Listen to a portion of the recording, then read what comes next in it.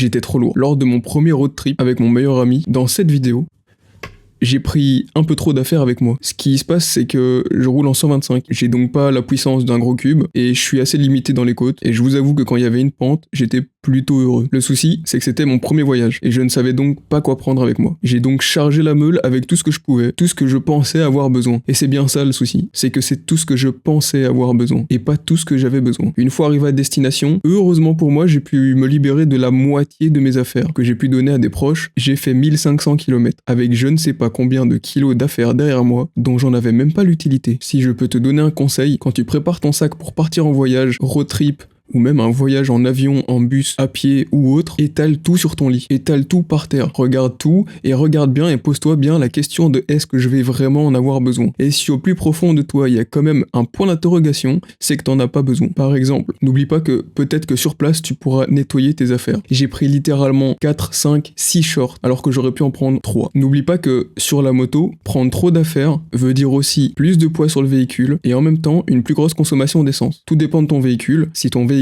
a un plus petit moteur, tu consommeras pas beaucoup, mais quand même, fais-y attention. Dans la vidéo, à plusieurs reprises, je me suis fait des frayeurs, parce que dans certains virages, la moto réagissait pas du tout comme elle réagissait d'habitude.